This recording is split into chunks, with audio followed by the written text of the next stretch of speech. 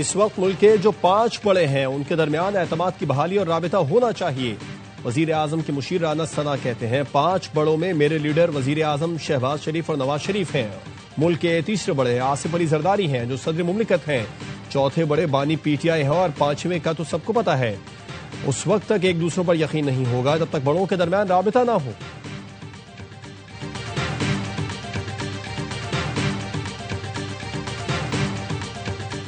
وزیر اعظم کی زیر صدارت معاشی اصلاحات اور سرمایہ کاری پر جائزہ اجلاس۔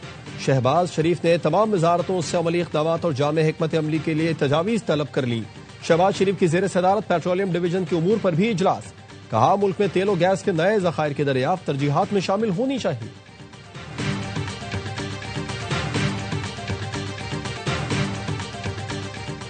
اور سائبر حملوں کا خدشہ، این سی سی آئی نے الرٹ جاری کر دیا۔ سال نو پر مبارکباد کے لنک اور جعلی تحائف کے پیغام گردش کر رہے ہیں۔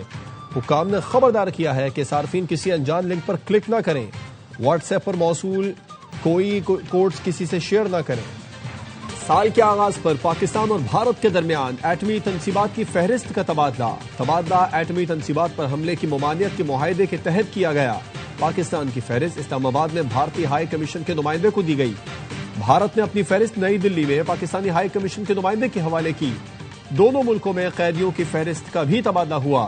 پاکستان کا بھارت سے سنتاس معاہدے پر عمل درآمد کا مطالبہ، چناب پر ڈیم بنانے کی منظوری کی تفصیلات طلب کر لی۔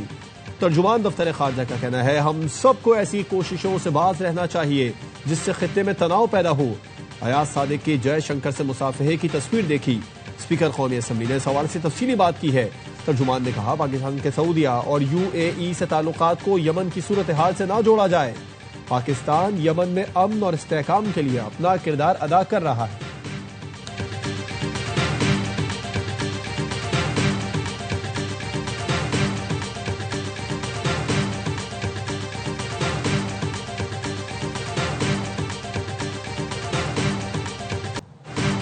پیٹرول قیمت میں 10 روپے کمی بھی عوام کو رام نہ کر پائی، مزید کمی کا مطالبہ کر دیا۔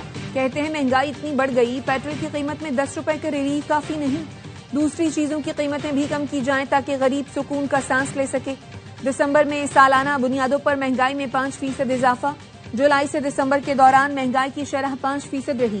ادارہ شماریات نے مہنگائی کے ماہانہ اعداد و شمار جاری کر دیے۔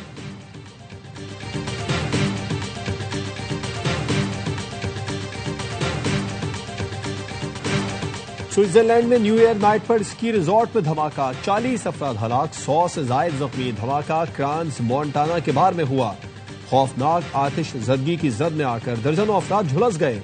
ریزورٹ پر سال نو کی تقریب جاری تھی۔ متاثرہ افراد کا تعلق مختلف ملکوں سے ہے۔ ریسکیو کے عمل میں ہیلی کاپٹرز، ایمبولینسز اور 150 کے قریب رضاکاروں نے حصہ لیا۔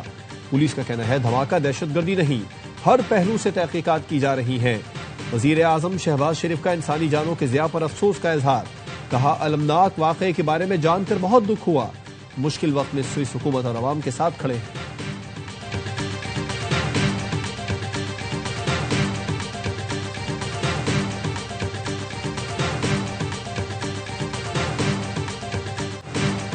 ایران میں مہنگائی کے خلاف مظاہروں میں شدت، احتجاج تہران سے ملک بھر میں پھیل گیا، طلبہ بھی سڑکوں پر آ گئے۔ برطانوی نیوز ایجنسی نے مظاہروں کے دوران متعدد ہلاکتوں کا دعویٰ کر دیا۔ نیوز ایجنسی نے پولیس سے جھڑپوں میں متعدد افراد کی ہلاکت رپورٹ کی ہے۔ ایرانی صدر مسعود پزشکیان نے عوام سے یکجہتی کی اپیل کی، معاشی صورتحال بہتر بنانے کے لیے ہنگامی اقدامات کا اعلان بھی کر دیا۔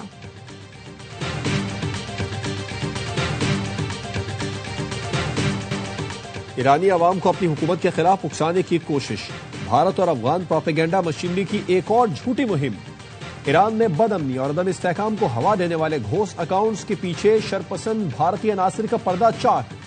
افغان اور بھارتی پروپیگنڈا مشینری کا گٹھ جوڑ خطے میں انتشار، انتہا پسندی کو ہوا دینے میں سرگرم۔ ایران میں پرامن مظاہرے پر افغان اور بھارتی اکاؤنٹ جھوٹے بیانیے اور جعلی ویڈیو سے مہم میں مصروف، عوامی تحریک کا جھوٹا رنگ دینے کی سازش کر رہے ہیں۔ خطے میں ریاستی دہشت گردی اور مداخلت سے امن تباہ کرنا انتہا پسند مودی کا وتیرہ بن چکا۔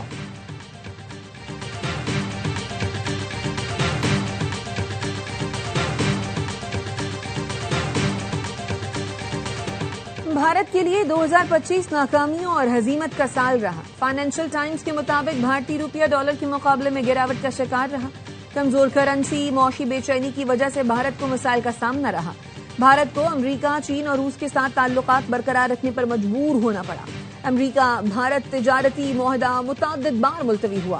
امریکی ٹیرف کے نفاذ کی وجہ سے بھارت اقتصادی دباؤ میں رہا۔ جی ایس ٹی کی اصلاحات محدود شعبوں تک رہنے کے باعث معاشی ترقی رکاوٹ کا شکار رہی۔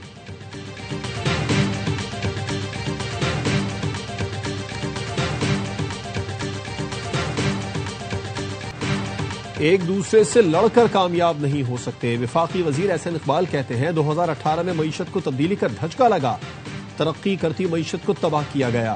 پی ٹی آئی حکومت کی توجہ انتقامی کارروائیوں پر تھی۔ پاکستان اب معاشی بحالی کی راہ پر گامزن ہے۔ وزیر اعظم کی زیر صدارت معاشی اصلاحات اور سرمایہ کاری پر جائزہ اجلاس۔ شہباز شریف نے تمام وزارتوں سے عملی اقدامات اور جامع حکمت عملی کے لیے تجاویز طلب کر لی۔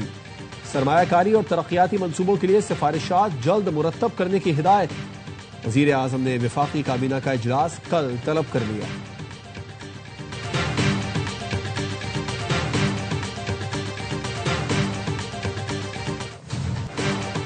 نئے سال کے پہلے دن پاکستان سٹاک مارکیٹ نے نئی بلندیوں کو چھو لیا۔ 100 انڈیکس 1,76,000 پوائنٹس کی سطح عبور کر گیا۔ کاروبار کے دوران 2,301 پوائنٹس کا اضافہ، انڈیکس 1,76,355 پوائنٹس پر بند۔ پاکستان کی تاریخ میں پہلی بار 1.5 کروڑ روپے میں گورال کا شکار۔ امریکی شہری ڈیرن جیمز کو تورغر میں $55,000 میں گورال کے شکار کا پرمٹ ملا۔ ڈیرن جیمز نے تورغر کے علاقے کھنڈر حسن زئی میں گورال کا شکار کیا۔ ہزارہ ڈویژن میں ہمالین گرے گورال کی تعداد 1,000 کے قریب ہے۔ شکار سے حاصل رقم کا 80% حصہ مقامی آبادی کے مشترکہ بینک اکاؤنٹ میں منتقل کیا جائے گا۔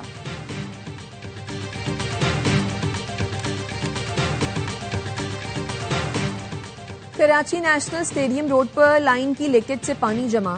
ڈالمیا سے نیشنل اسٹیڈیم روڈ زیر آب، ٹریفک متاثر۔ بہادر آباد، طارق روڈ، گلستان جوہر سمیت دیگر علاقوں میں پانی کی سپلائی معطل۔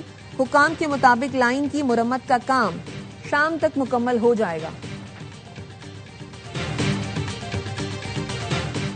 کراچی میں آیا چنڈیگڑھ روڈ پر قائم کاٹن ایکسچینج کی عمارت پر قبضے کا مقدمہ درج۔ مقدمہ ایف آئی اے نے درج کیا۔ میئر کراچی کا عمارت اور جگہ کے ایم سی کو دینے کے لیے ایف آئی اے کو خط۔ ڈائریکٹر ایف آئی اے نے مرتضی وہاب کو جوابی خط لکھ دیا۔ ایف آئی اے نے جواب میں لکھا کہ ملکیتی دستاویزات بادی النظر میں جعلی ہیں، دیگر بے ضابطگیاں سامنے آئیں۔ عمارت کا کمرشل استحصال بھی رپورٹ ہوا۔ تمام کارروائیاں قانون اور ریکارڈ کی بنیاد پر کی گئیں۔ متروکہ وقف املاک بورڈ نے پہلے سے قانونی نوٹسز کیے تھے۔